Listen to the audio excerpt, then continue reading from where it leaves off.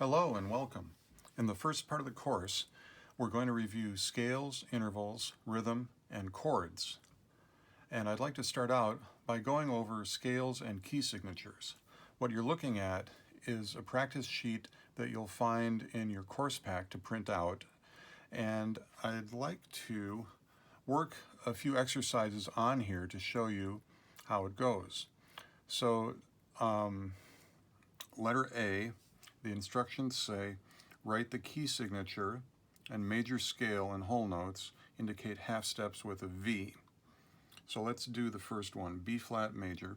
The key signature is 2 flats, B flat and E flat. And then we're going to write the scale 1 octave. Looks like this, B flat, C, D, E flat, F, G.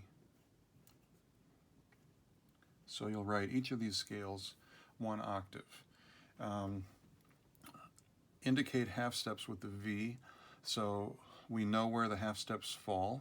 If we're counting scale degrees, they'll fall between scale degree 3 and 4, so 1, 2, 3, 4, between the D and the E flat, and between scale degree 7 and scale degree 8, so we'll put a little V there. That indicates that there's a half step.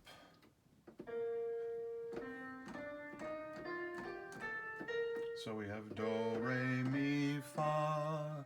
Between mi and fa is 1 half step. Sol, la, ti, do. And between the leading tone and tonic. So that's a complete answer to the first scale. So now let's go over what the thinking is on doing a scale like that, because there are actually several concepts involved.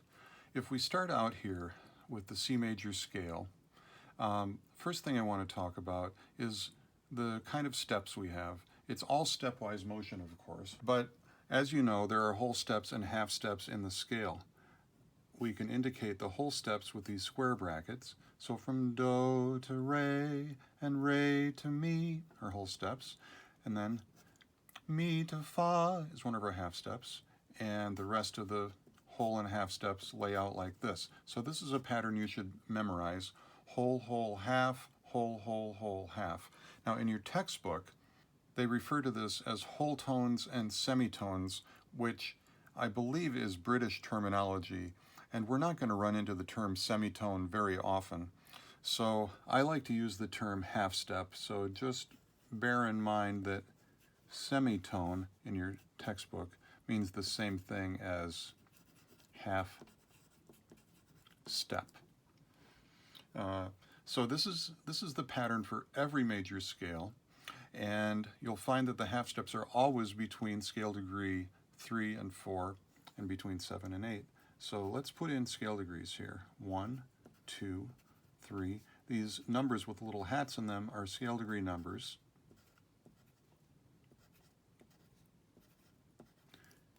I made a square hat there accidentally. Let me fix that. Okay. In your homework, I'm only asking you to tell me where the half steps fall in each of the scales you write, because we know everything else is a whole step in the major scale. Now, how do we know what key signature to write when I ask you for a scale? Well, you have to memorize these letter patterns. The order of the flats is B, E, A, D, G, C, F. The order of the sharps is F, C, G, D, A, E, B. This line is that one backwards. And there are various mnemonics for remembering this. The one I like for sharps is fat cats go down alleys eating bones. And the flats are just the reverse of that. The first 4 letters spell bead, the word bead, and then there's GCF for the last 3, which you can make up something for as well. How does this help us know what the name of the key is? Let's do flats first. For any flat key, the second to last flat in the key signature tells you the name of the key. So here's a key signature with 7 flats. All of them are here. And the second to last one is C flat. So this is the key of C flat, B, A, D, G, C, F. The second to last flat is C, so this would be the key of C flat major. Let me ask you another one. If we have just three flats, B flat, E flat, and A flat, what key is that? Well, by looking at the second to last flat, we know that this is the key of E flat. Let's do another one. B flat, E flat, A flat, D flat, and G flat. The second to last flat is D flat, so this key is D flat major. There's another trick for sharps. We just need to know that the last sharp creates the leading tone of the key. LT means leading tone. What is the leading tone? Well, that's the 7th degree of the scale. So anytime we have a sharp key signature, we just look at the last sharp and realize that note is the 7th degree of the scale. So here, the last sharp falls on the note B, so B sharp is the leading tone, so half a step above that note is going to be the tonic. So what's half a step above B sharp? Well, we can look at our piano keyboard and find B. Half a step above that would be B sharp, which looks like a C, but we're calling it B sharp. And half a step above that is C sharp. So B sharp is a leading tone to C sharp. Therefore, this key is C sharp major. Let's do a couple more this way. Make a new clef, and F, C, G, D. What major key is that? Well, the last sharp is D sharp, so that's going to be the leading tone of the key. Half a step above D sharp is E, so this is the key of E major. We'll do even one more. How about that? The last sharp creates a leading tone, so F sharp is a leading tone, therefore the tonic is G, and this is the key of G major. Before we leave this page, I want to correct something that I wish I had done differently. In numbering the scale degrees, I got going 1, 2, 3, 4, 5, 6, 7, and I put an 8 here. That's not strictly incorrect because there may be times when we talk about resolution of a leading tone, T, Do, as a 7 to 8, but most of the time we're going to call the tonic note 1, and the scale degrees will be numbered 1, 2, 3, 4, 5, 6, 7, 1. So I should have put a 1 there. 8 isn't terrible, so maybe we'll put that in parentheses. Okay, before we get back to the worksheet, I just have one more little trick to tell you. On the worksheet, you're going to be given the name of a key, like D major or A flat major, and you're going to have to come up with the key signature. Well, when you're told a key like D major, how do you know whether the key has flats or sharps in the key signature? Now, I know this is review for you, and most of you just automatically know what the key signature is for D major, but let me point this out in case it hasn't been made clear before. Flat keys all have flat in the name of the key, except one. So the flat keys are F, that's with one flat, and that doesn't have a flat in the name, but the rest of them all have flat in the name. B flat, E flat, A flat, and we're just going increasing number of flats, 1, 2, 3, 4. So they will all have a flat in the name. Sharp keys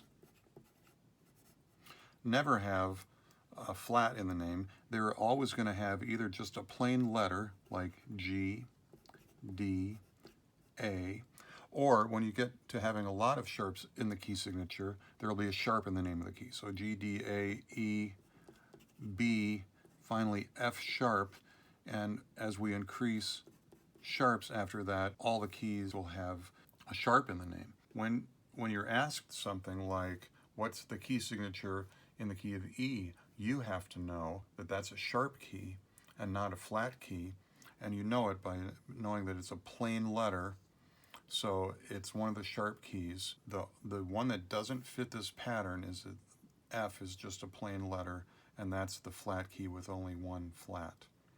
The next thing I want to tell you is about how to make sharps, flats, and notes. A really fun thing about being a trained musician is knowing how to make your cymbals correctly so that your music looks good. To make a flat, and actually to make any accidental, you use a vertical line that is the height of 2 spaces. So that's a 2-space line, and then to make it into a flat, you put on a round part that's like this.